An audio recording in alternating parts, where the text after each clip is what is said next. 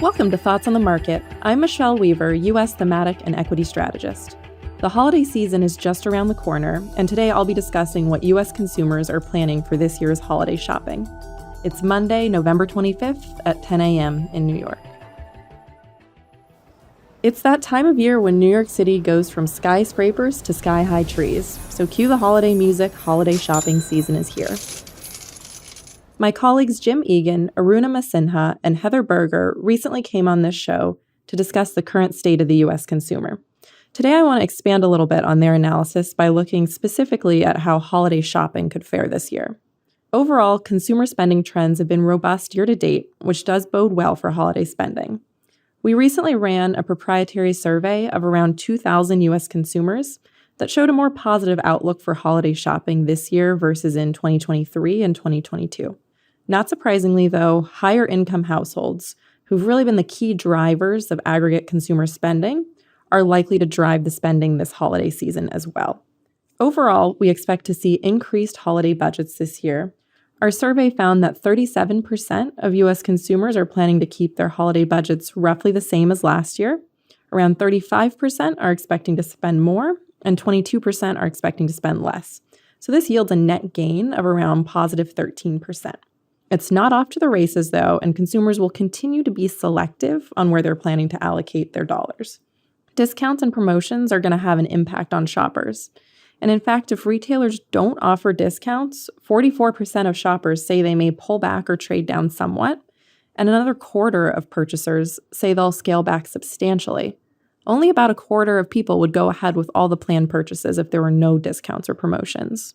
We also asked questions in our survey looking at the categories shoppers are planning to make purchases in. We looked at the net difference between the percent of consumers expecting to spend more and the percent expecting to spend less. And the lowest net spending intentions are reported for big ticket categories like sports equipment, home and kitchen, and electronics. And then the results were more positive for apparel and toys, which are cheaper items. Let's dive in now to some of the specifics around consumer-facing industries. Within airlines, we're expecting a strong holiday season for air travel based on encouraging TSA data.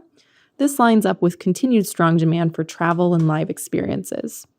Within durable goods, which are the kind of things you might find at a big box store or a furniture store, spending has slowed this year, but the backdrop is normalizing, which could create a more favorable setup this holiday season.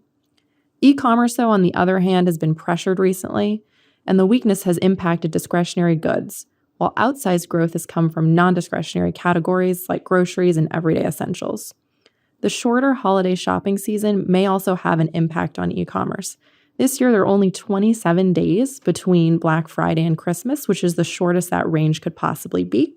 So this could affect e-commerce players with longer average delivery times. We're cautious on consumer electronic sales this holiday season. Consumer hardware spending intentions remain negative as we near the holiday season. And then finally, for toys, leisure products, and services, we're cautiously optimistic that the holiday season could prove better than feared. So, all in all, the holidays are looking reasonably bright for many businesses, especially those with more exposure to the high-end consumer. But like consumers, we think that the results will vary by industry and by company. Thank you for listening. If you enjoy the show, please leave us a review wherever you listen and share thoughts on the market with a friend or colleague today. The preceding content is informational only and based on information available when created. It is not an offer or solicitation, nor is it tax or legal advice. It does not consider your financial circumstances and objectives and may not be suitable for you.